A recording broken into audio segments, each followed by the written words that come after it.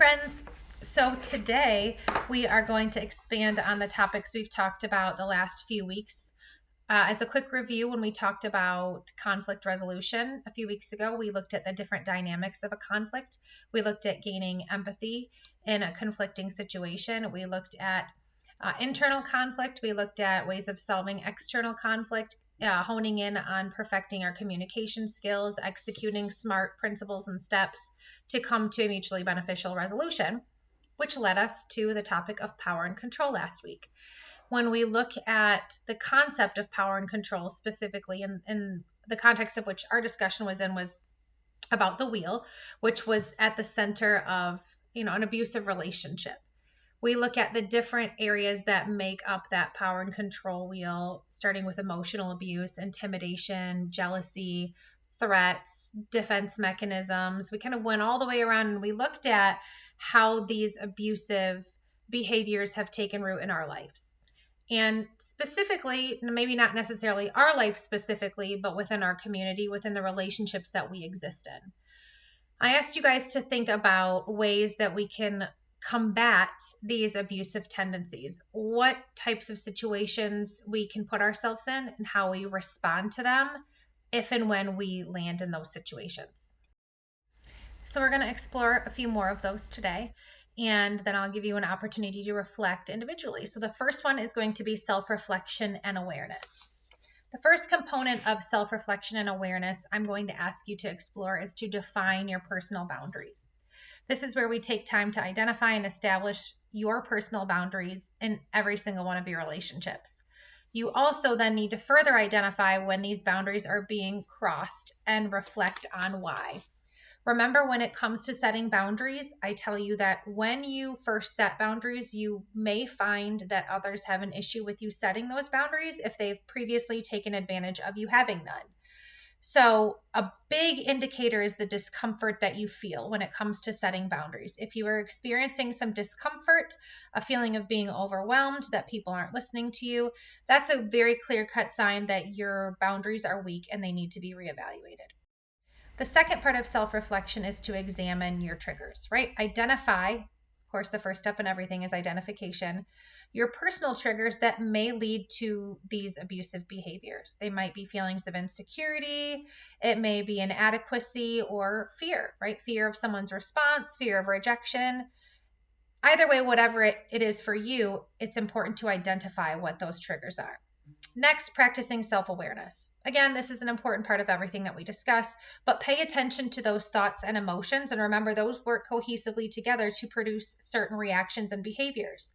So in your interpersonal relationships, you will notice patterns of behavior if you are self-aware. You'll notice at times where you may feel a little bit more elevated, or you might feel a little bit more susceptible to abusive behaviors in, again, certain situations. Lastly, I'm going to ask you to seek feedback.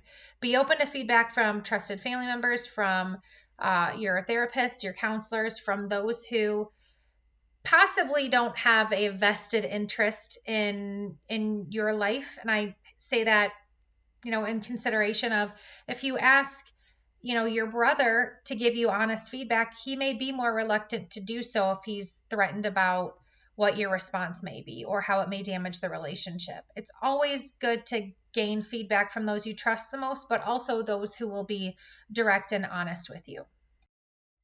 So those 4 things made up our first strategy. The second strategy is cultivating healthy communication skills. Again, this is a commonality in a lot of the things that we talk about. Practicing active listening. I mentioned this again last week. Listen attentively to somebody else without interrupting so you can understand what they're saying. Another part of effective communication is expressing emotions constructively. Learn to express those emotions through the use of iMessages, through the use of dialogue that keeps others from feeling attacked. Express how you feel, how this experience is impacting you. Encourage open dialogue. Again, this is an important part of healthy communication. Create an environment where someone can be open and honest. Lastly, respect differences. Everyone's going to have different perspectives, so just respect their autonomy. Recognize that just because they don't agree with you or don't have the same perspective doesn't make their opinion or their feelings invalid. The third strategy is to develop empathy and perspective. This may seem very cut and dry, but it is very challenging for many of us to do, right? When we practice empathy, we're allowing ourselves to put ourselves in somebody else's shoes and understand their feelings as if we're walking in those shoes. Consider the impact, right? Reflect on the potential impact of your words and actions on others. What if this happened to me? How would I feel if somebody else had addressed this situation in this manner? Then consider how your behavior may be perceived and how it affects the well-being of others around you. Yes, this journey is about you and making those changes to your behavior to reap rewards, but to exist in mutually beneficial relationships, to richen those and to combat those abusive tendencies. Challenge your assumptions, right? So we're considering the impact, but we're also challenging assumptions, which is an important part of this. Any assumptions or beliefs that contribute to controlling behaviors, you need to challenge. Stereotypes and prejudice are a part of that.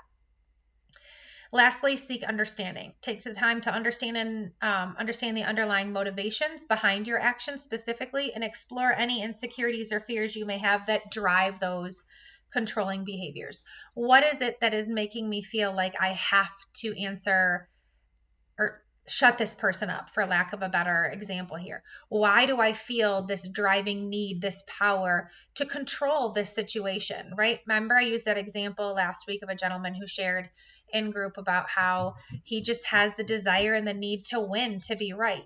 You do have to explore where that is coming from. Where does that need, or why does that need exist? And what am I going to do to combat that, right? That's where we start to seek that understanding. The fourth strategy is to develop healthy coping mechanisms. Some of you heard me lecture recently on building out a healthy support network, which is an incredible healthy coping mechanism, but some of us don't feel that comfortable in discomfort, right, presently.